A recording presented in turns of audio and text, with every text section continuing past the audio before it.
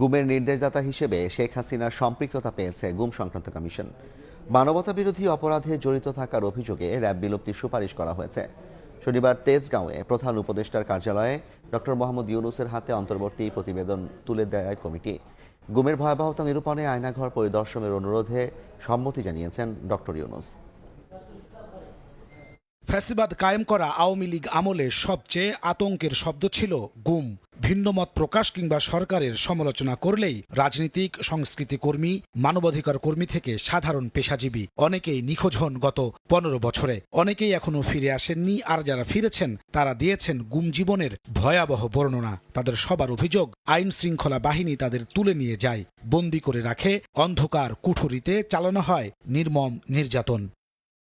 ছাত্র জনতার অভ্যুত্থানে শেখ হাসিনা দেশ ছেড়ে পালিয়ে গেলে এসব অভিযোগ তদন্ত করতে গুম কমিশন গঠন করে অন্তর্বর্তী সরকার। শনিবার প্রধান উপদেষ্টার কাছে জমা দেওয়া হয় প্রতিবেদন। 1676টি অভিযোগের মধ্যে 758টি তদন্ত করে কমিশন। জানাই, গুমের ঘটনায় নির্দেশদাতা হিসেবে সাবেক প্রধানমন্ত্রী শেখ হাসিনার সম্পৃক্ততা পাওয়া গেছে।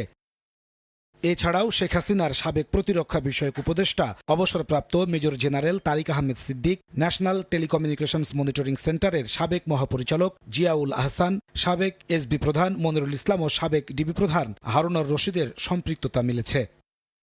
কমিশন জানায়, গুমের সঙ্গে জড়িত কর্মকর্তারা বিভিন্ন ফোর্সের মধ্যে ভিকটিম বিনিময় করেছে এবং কাজগুলো এমনভাবে করেছে যেন তা শনাক্ত করা কঠিন হয়। এসব কাজের সঙ্গে সংশ্লিষ্টতা থাকায় র্যাবকে বিলুপ্তির সুপারিশ করেছে কমিশন।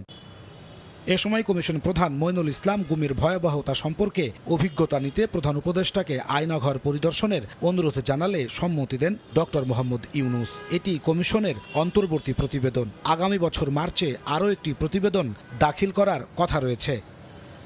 পুরো তদন্ত শেষ করতে আরও 1 বছর সময় দরকার বলে জানিয়েছেন কমিশন প্রধান। এজন্য সব ধরনের সহযোগিতার আশ্বাস দিয়েছেন প্রধান উপদেষ্টা।